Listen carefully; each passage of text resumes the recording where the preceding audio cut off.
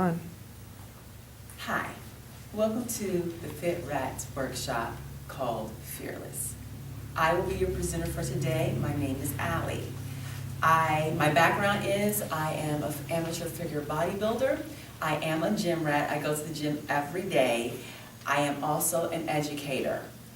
I am here to educate you about you. As I already said, the topic that we will be discussing today is fearless, about you becoming fearless. How do we do that? First, you need to understand what the definition of fearless is.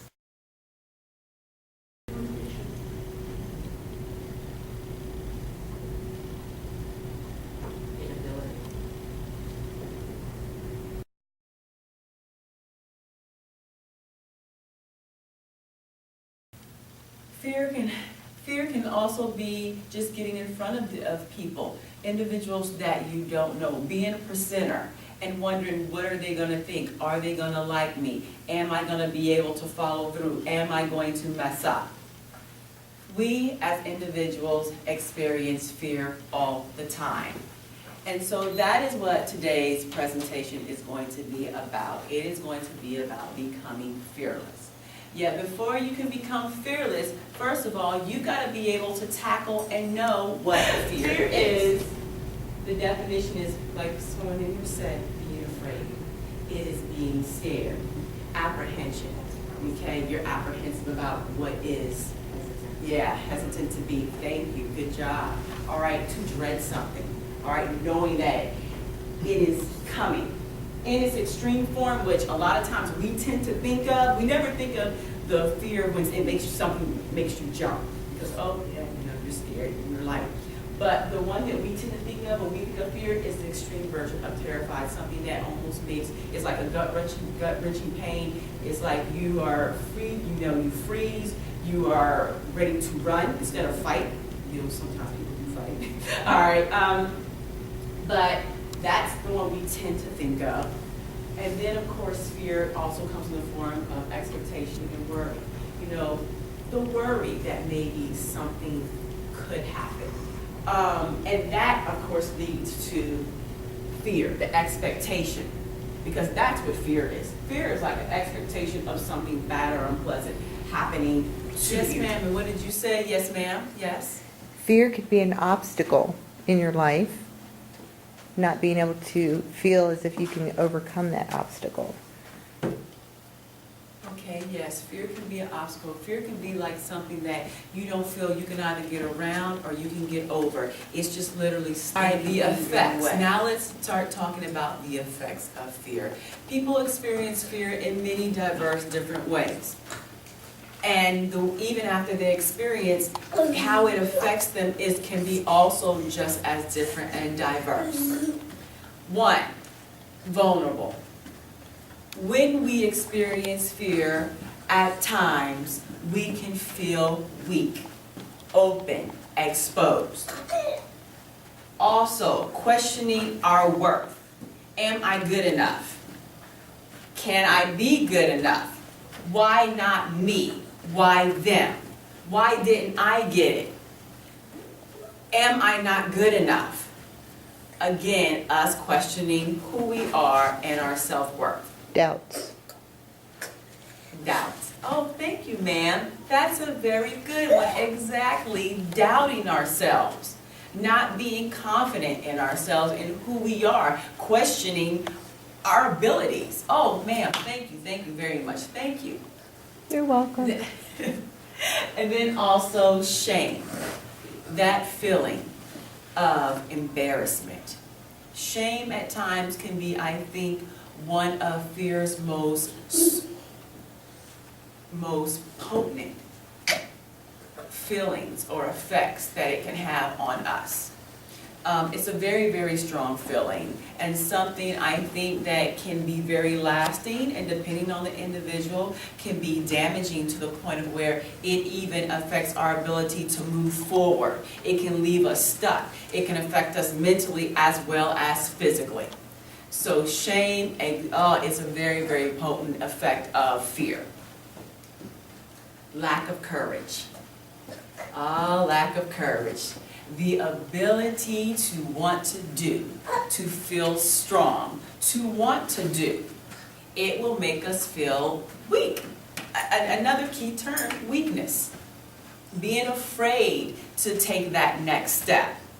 Being afraid to always maybe bungee jump if you ever wanted to go bungee jumping, or jump out of a plane, you know, or just to go somewhere at night and salsa dance. Say you've always wanted to go salsa dancing, you know, but you can't get anybody to come with you, and it's that fear, you know, of going by yourself, even though you're great at it.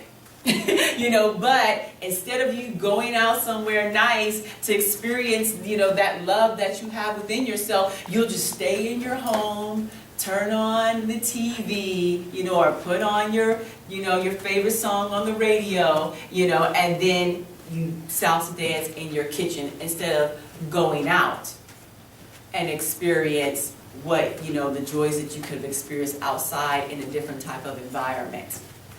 Yes, ma'am.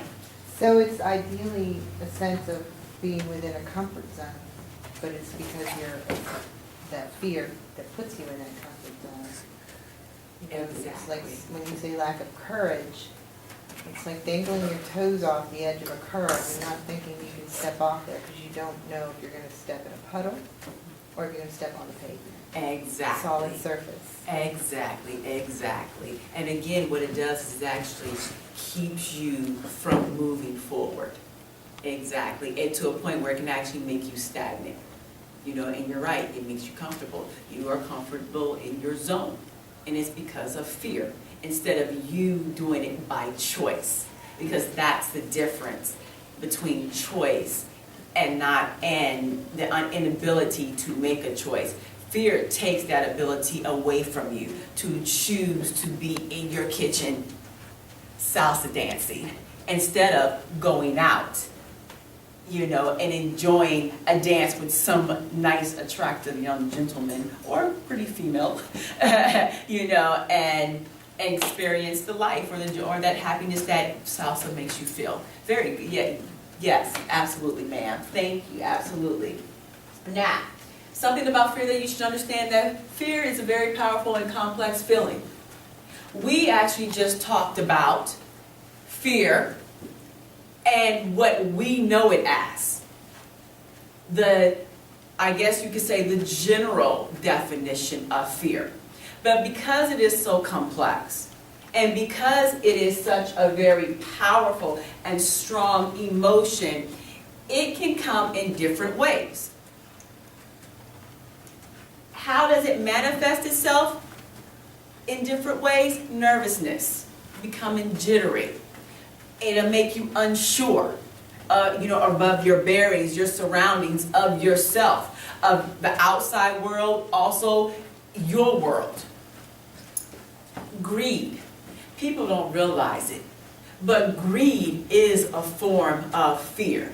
Because a lot of times when you're greedy, you're wanting things either you already have and you want more of it, or you're wanting something you're not supposed to have and you're willing to do whatever it takes to get it. But see, the fear is that you won't have it, and that's why it's called greed. And unfortunately, in its most extreme cases, people will do things because of that fear of not being able to have, or what will happen if they don't have it or if they can't have it, and they will do very terrible things. But greed, it is, if people don't realize it, it is an example or a form of fear. Then there is explosive anger. Just a very strong outburst of an emotion, which is usually fear. And and whatever the reason why the individual displays that type of behavior, it can be for many different reasons. You don't have to put a name on it. But explosive anger usually comes from a place of vulnerability, and that's how they bring their fear out. And then the one, jealousy. Jealousy in itself is nothing but another extreme version of fear. Because again, it's about what could happen, what you can't have. You wanting it. that jealousy is a form, and if you notice, it ties into nervousness, explosive anger. A lot of times when people show jealousy, it usually actually comes out in explosive anger. You know, exactly. And so that is fear. Now, how is, or rather, coping strategies? A lot of times we don't notice fear in regards to being nervous, greedy, extremely angry, or even jealousy. What a lot of times we will notice is the strategies that people use to cope with those feelings, and then that's how we're able to diagnose that there is a problem, there is an issue, or that there's something that they fear. For example, drugs. Individuals, yes, people do use drugs just, as sometimes leisurely to enjoy. But most times drugs is not used as something social. Usually it is a product of some sort of fear of getting away from a problem or issue that they have, and that is what made them feel good. That is what brought them out of the depression or whatever hurt feeling that they were in. Then you have alcohol, the alcoholic. The individual that drinks too much beer, that drinks too much wine, that drinks the shot, just not the 1-2 shots of tequila to have a good time, but they're not only drinking 6 or 8, they're moving on to something else. So you've got different forms of drugs, heroin, crack, which of course we know crack is another form of cocaine. And let's not talk about household drugs like Vicodin. All right, then you have alcohol. Then you have risky behavior. The individual that goes out and do things in extreme behaviors that can bring danger to them. It can be in the forms of sex. It can be in the forms of extreme sports. Like people always wonder, well, extreme sports is not bad. It depends on what your methods are. What your mentality is for it. What's the reasoning behind doing it. Yes, ma'am. Absolutely. Absolutely. Where your head is at the time that you are doing what you choose to do. And how far you're willing to push your body and push those limits to the point where it puts you in danger. And then, of course, the one and the main thing, it is types of eating habits. That one, I think, speaks volumes, because that reflects how we feel. We, first of all, are humans, and so we are creatures of habit. We go to what makes us feel good and what our comfort level is. That tends to be with food. And so now you have individuals who use eating as their comfort blanket, actually. And I've done it. Oh, I'll tell you, I will eat a brownie and drizzle some chocolate on it and heat it up in the microwave, get it real hot, and put all kind of ice cream on it. You have a brownie drizzled in chocolate with vanilla bean ice cream. I'm not playing, y'all. I'm telling you, and I don't know what it was about. I would sit up there, I would get into my little pose up on the couch, and I would sit there, and at the time, I ain't gonna lie, I was going to college. Okay, I went further in college, and I had some kids too. But Oprah would come on, and she was on during that time. And I would sit there, man, and I'd be like, it would calm me down. And I never realized that. I never realized that until literally here the last few years, because after I had a baby. And after I had that baby, for about 10, 12 years, I was a clean eater. And then after I had my son, things changed. And it's crazy how quick you can go back to old habits. And when I started becoming stressed, or I got into a point of fear because of the unknown of things that were going on, I went back to the brownie and the chocolate. And I'm like, misbehavior because I'm not supposed to have chocolate. For medical reasons, I'm not supposed to have chocolate. But because of sometimes what was going on in my life, I would go back to what made me feel good. And so therefore, that was me displaying a type of eating habit which was bad and a risky behavior. Yes, ma'am. I'm sorry, I didn't mean to cut you off. Oh, you I didn't. saw I was your hand. interrupting you. I was just thinking, because you know that you aren't supposed to have chocolate. You already touched on it, so I was interrupting you. That is risky behavior, because you are actually self-inflicting something on Yes. you with that. Yes. And it's like, okay, and also with the sugar or with the brownie, it gives you that momentary high with a devastating crash at the end. Absolutely, absolutely. And that is why I always made it a point to be on the couch so when I would go crash, I could lay down and go to sleep. But you're absolutely correct, correct. Then, we always talk about in regards to fear. Because we know that it is a powerful and it is a very extremely complex emotion. But even when we talk about fear, we will cling to our best friend denial, and we will shout to the top of our lungs what we're not afraid of. I'm not afraid of. I'm not afraid to do this. I'm not afraid to go here. I'm not afraid of them. I'm not afraid of what's going to happen. And then, of course, because of fear, we cling to denial. Denial is our best friend. No, we don't. we will cling to it. I'm going to be this way. If I'm going to die, I'm going to die anyway. That's what I always hear. If I'm going to die, I'm going to die something. I'm not going to the gym. Why do I need to go to the gym? My man loves me. I always want to say, even if he does love you, is that healthy for you? You know, and exactly. And then at the same time, when you say that, and you hear people say it's the insecurity come on. Yep. You're saying they need exception, but you do Really, exactly. And I didn't want to say that, but I was thinking, he's loved you for so long, he's willing to tolerate and accept you. But that doesn't mean that's what he likes and that's what he wants. There's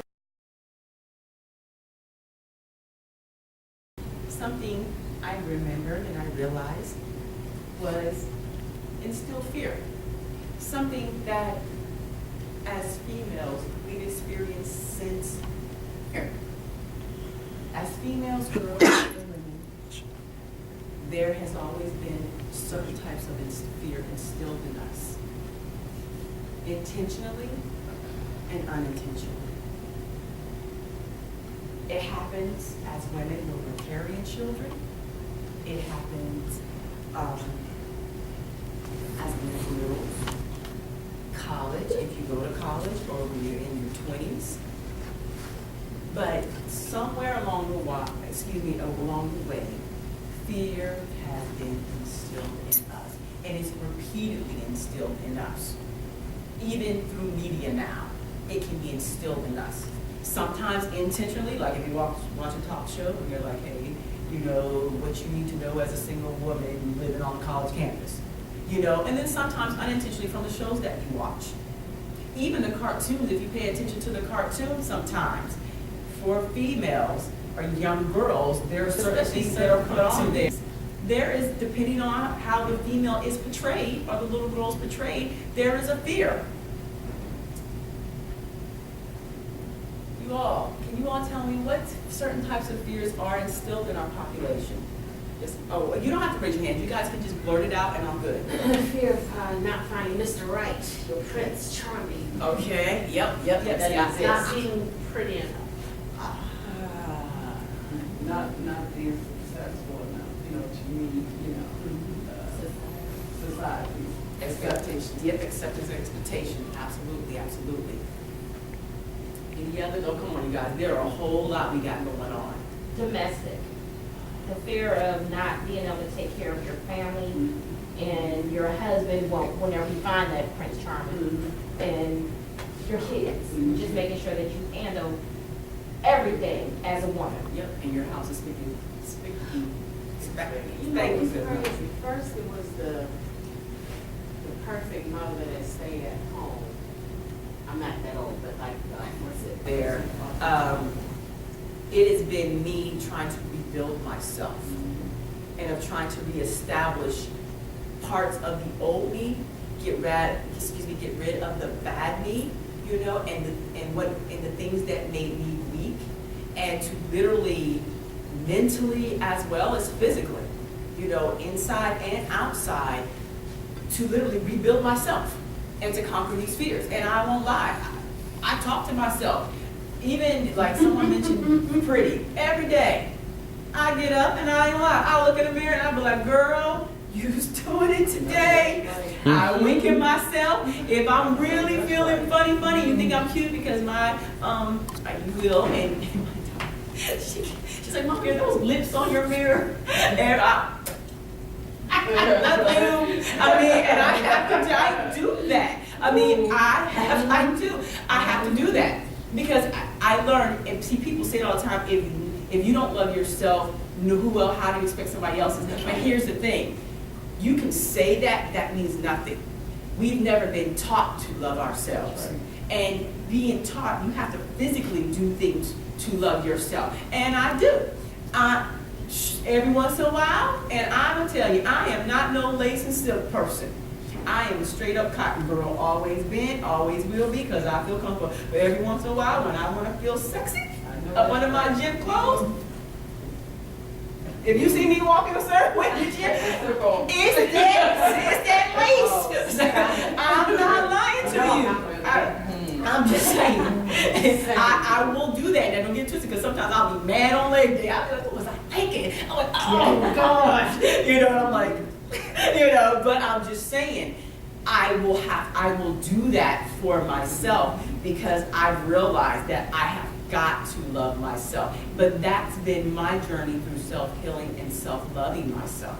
Because even though I was loved, especially back in those days, it was just assumed you had good, strong self-esteem. As long as you did what you were supposed to do, and you were the woman, and you did what girls were supposed to do, and you did the right thing and didn't shame the family, you were good. And you were supposed to be happy, and you were supposed to be happy that you were happy. You know, but we as females, and we've never been taught to love ourselves and how to display that love for ourselves. We've always thought the display was making yourself up. But making yourself up is just not for you, it's for somebody else too. You know, and it's more than just making yourself up, because sometimes you can put on that makeup and get your hair done, and still, yeah, you're feeling good that first hour, let the rain hit. You know, let it sweat off. And then that whatever which was making you feel good will come off with it sometimes. You know, and so you have to be able to keep that feeling with or without the makeup, or when it leaves. And so, I mean, that's just me. Societal-wise, how do you think this has affected the societal-wise, our society, and then just around the world? Because let me say something, as women, we're all tied. We're all tied. People don't realize that. We're all tied. What happens to us here, it does matter in Africa. It does matter in the Sudan. It does matter in Southeast Asia. It does matter in Eastern Europe. I'm mentioning those specific places because those are the places where women and children are mistreated the most. And so they do look to us. They do look to the Western world. And so I'm saying, how do you think, but also understand this, the things that we complain about here, across the ocean, down south of us, the north is doing actually pretty good, but down south of us, those things in those other places are 10 times worse. Because at least we have a democratic society or a government that allows us as women, as much as we complain about our government, there are still people in our government who fight for us. They hear our pleas, they hear our cries, they hear our complaints, and they step up for us. They may not always win, but they step up for us versus other women in other countries. And so I'm saying, how do you think these things or these fears that we've talked about affect society and just the world as a whole? Food for thought. Bring this back is that through these things and these instilled fears and other things that we touched upon, we become labeled, and we become walking labels. We're mothers, which is good. We're daughters, very good and positive. We're best friends. Homemakers, this is a good thing. We're working moms, we're wives, we're single women. We can be divorced women, we can be separate, it doesn't matter, but we become walking labels. Grandmothers. Yep, grandmothers. I know, seriously, we're aunts, all right? But also too, along with those positive labels, there have become labels that, depending on how you take it, it can put us, I feel, in a sense of discombobulation, of confusion of how we should take it. Beautiful, but it depends on the woman, because you don't know what's going on with her. Cute, chunky, fat, not fat, fat, skinny fat, big bone. What's And skinny fit? skinny fat are very skinny people who you think are pretty, and you're like, oh, she's so skinny, but realistically, all that thinness is nothing but fat under the skin, and it's very unhealthy. But we think they look good because, because they're skinny, but they're really extremely unhealthy. Well, not extremely, but there are a lot of times they're unhealthy, unhealthy. And so, but we're thinking, oh, she's so pretty, she's what she complaining about. And I'm thinking, that girl is skinny fat, and she probably got all kind of problems going on inside of her. There's a reason why her skin looks like that. Splotchy and hair thin. I mean, because realistically, all that goes with it, but a lot of times we don't see that. Yeah, oh my goodness, yeah. The effects of labeling, like I just stated, it can be positive and negative. When it's positive, it's very empowering to us. Especially when we accept it and we feel it and we take it to heart.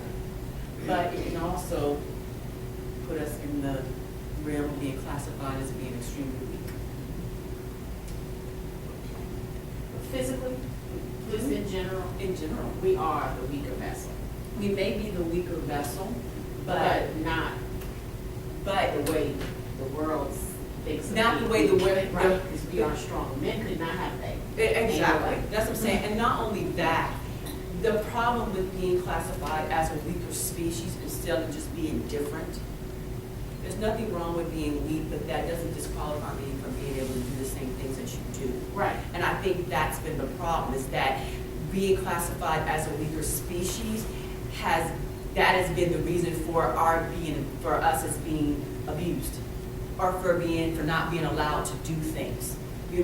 Instead of realizing that, yes, I'm different, but I can still do certain things like you. And that's been the problem. And it's used against us. It's used as a hindrance to us. And it affects us mentally and psychologically. Psychologically, from inside and outside. Not only do we internalize it, but we also experience it from the outside world. And it's scary because not only do we experience it from men, but these thoughts have also been transferred to women also, and we beat up on each other. And that's something that we've got to stop doing. We have to start empowering each other, and it does start with our little girls. We have to teach these and instill this in our little girls in order to bring about change. Because we are physically different. Even our brains are different than men. So I know. We have them, they don't. Yeah, well, no kidding. All right. But because of these labels, which have been positive and negative, let me say this. If it's positive, we need somebody to tell us. If it's negative, we're still looking for validation. It's like we can't win for losing. Because if we're beautiful, we need to hear somebody say, I'm beautiful, I look good, I'm cute, I'm okay. No, girl, you're not that chunky. You just big bumpy. We need to hear that, no matter if it's good or if it's bad. And so I think that it has really put us in women here trying this balancing act, as you all already stated. And so we're looking for these validations from people and things. Because things are included in that, whether it be from what is affected the most in when we talk about fear, our coping strategies, the things that we get involved in to cope with, whether it is jealousy or greed or risky types of behavior, drugs, alcohol. What's affected the most? Our bodies. If our bodies are affected, and of course that means our health is affected. the elephant in the room, which a lot of times we do not like to discuss. Our health is our body image. Whatever we put inside, it will reflect on the outside. Whether it be the thinning of our hair, the length of our hair, the shininess of our hair, the smoothness of our skin, the blotchiness of our skin. Also, which we don't like to talk about, the elephant in the room, how slim or how big. And just because you're slim does not mean you're healthy. That's why they have that term skinny fat. Or it could be, unfortunately, something else physically wrong with you. But we do know that as you start to increase size, it is not healthy. We don't like to talk about it. We like to make excuses, use terms like big boned, this is how I was born, this is who I am, and I am here to tell you that's not true. And as a society, we truly know this. Our body is our health is our image is our health. And therefore, the things that we do to our body are going to show. If you are heavy and you're having problems with your ankles and your joints, usually that's because of the weight on you. It is holding your body and pulling your body down. If you're thin and you're skinny fat, as they say, and you have heart issues, sometimes it's not about having heart issues, but sometimes you still may have high cholesterol or be on the verge of having heart disease, especially if you are a female. And so therefore, even though we may look healthy, it doesn't always mean we are healthy. Ooh, excuse me.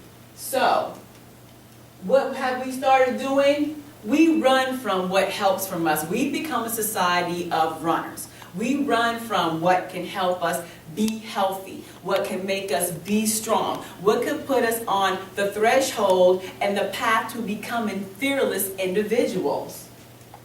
What can help us and what do we run from? Eating healthy, living a healthy lifestyle, like eating the correct foods and exercise. And you don't have to go to the gym to be healthy. You can find some other type of activity, of aerobic activity, whether it's playing basketball or walking your dog. It is time for you to reclaim you, to take control of your body, to take control of who you are. Envision yourself, envision where you want to be. And if nothing else, come up with a motto. My motto is, I fight to stay athletically fit because my body is a temple. I even have this on my Twitter. I have to psych myself out sometimes, to give me that push, to give me that drive. And I'm saying to you, get you a model to wake you up and to get you where you want to be. If you don't have one, make one up or borrow one until you decide to come up with your own. But in the end game, make one up for yourself that reflects who you are. I made mine up to reflect who I am and who I want to be. And I want you to do the same thing, because see, when you make your model up, you reclaim you. And you are on taking the next step or the first step to getting the healthy, fit Rats or the fit you that you want to be or that you see and envision yourself. It is never too late to become what you were meant to be fit-wise. Thank you. This was Allie from Fit Rats. Again, I hope you come back for the next self-empowerment fitness video.